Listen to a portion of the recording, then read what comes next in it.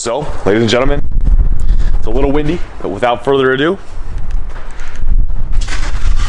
yo, what is going on YouTube? It's Cons Vlogs. We're back already. This happened a lot faster than I was planning, but when opportunity presents itself, you gotta jump on it. I'm standing here in front of the Blackwing, you guys. If you guys missed my last video or you've been following me at all, you know I blew up the SS. For all the details on that, I blew it up like bad. I'll link it down below. My last video, I talked all about it. I mentioned that I was gonna chill for a little bit, sell the car. Yeah, the car sold in like a week. And if you've been watching the channel at all, you know that there has been one car specifically that I have been stuck on for years now. But if you've been watching the channel for the past few years, like I said, I've been talking about him and kind of obsessed with him a lot. But yeah, I'll give you guys a little taste here, a little taste. So, ladies and gentlemen, it's a little windy, but without further ado,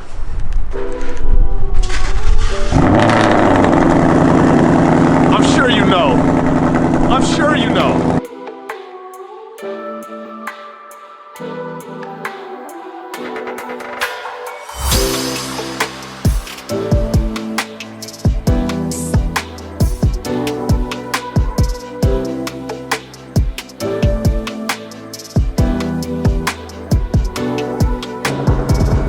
That's right. We made the jump. We made the jump. That is right. We are in 2023 Mustang Mach 1 in fighter jet gray with the 10-speed auto. Now, there are two things that I am sure a couple people I know already have told me that they are really upset about, and I love it. One, the fact that I went from a Chevy SS to a Mustang, and two, the fact that I didn't get it with the Tremec that is available in these cars. The owner of Premier, one of the owners, bought his Mach 1. I fell in love with that car. It was a manual. He let me drive it one time. I got out of that car and I literally looked at Brock and said, I'm selling the SS for this car. The plan was to buy that car, and I was ready to boost the SS. Kind of lost love for that car after all that happened, and then the engine blew up, so it was time to let go. So, yeah, I have wanted a Mach 1 ever since they came out. I mean, nobody really knew about them. I don't know if you guys still don't know about them.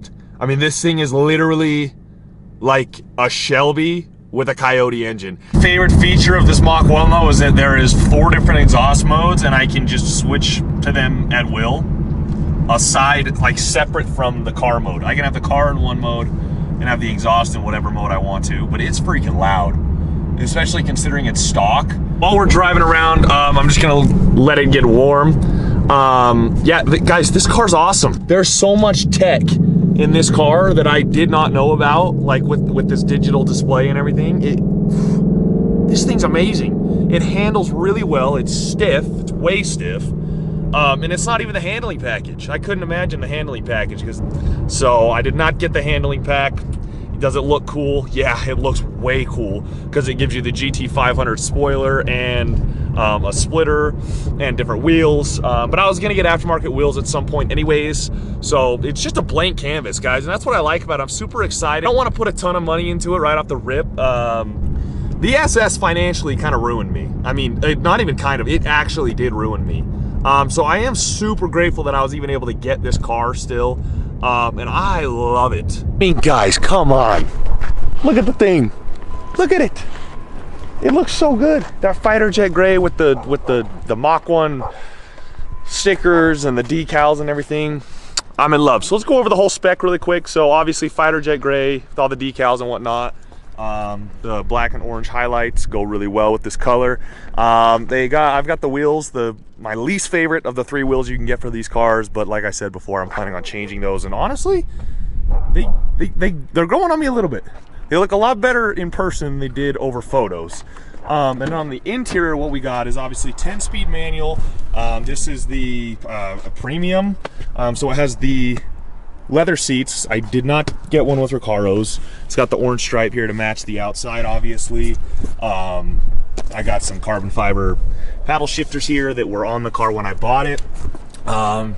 Pretty standard there, One cool thing that I really enjoy about it is it came from the factory with the upgraded sound system with a 10-inch subwoofer in the back. You pop the hood here, come around to the front.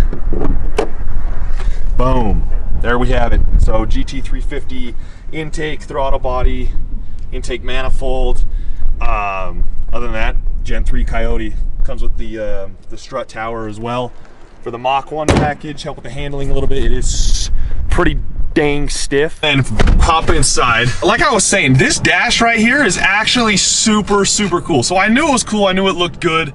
So I guess I'll cycle through real quick, but like here's the normal, I say normal because the car's in normal mode and it drives like a race car still.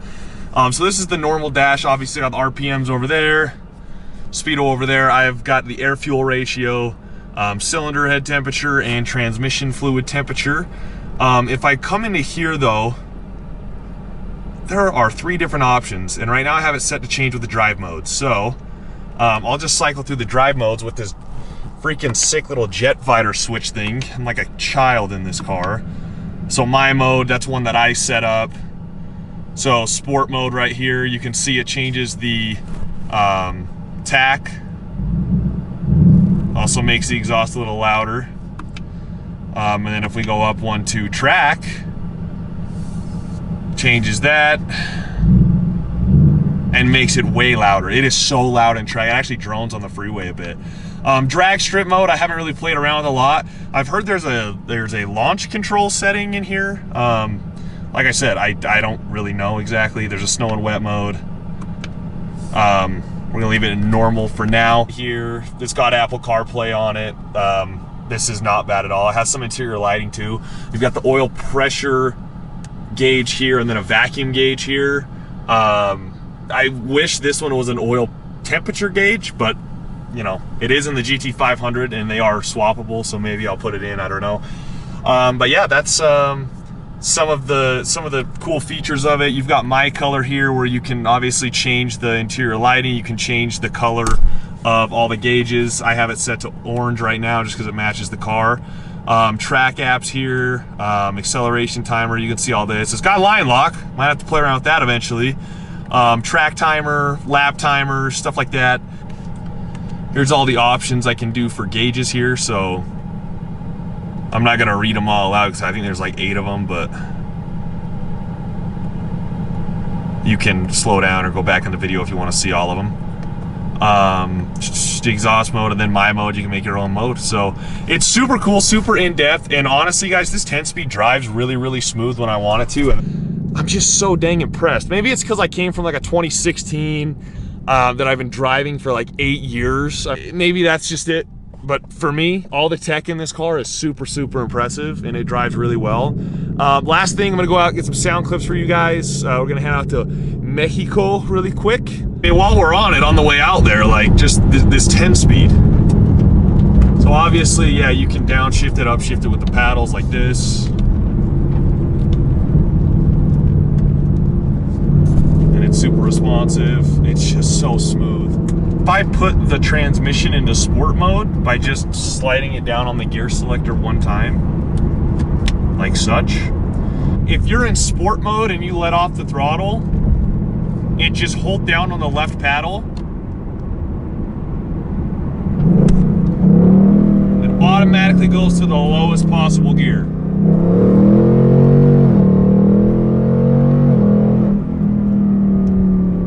Then even if you're just driving and you just stomp on it, it's immediate. It's immediate. So we're gonna throw the car in a park here. We have a private location. I'm gonna set the camera down right now. We're gonna do some pulls.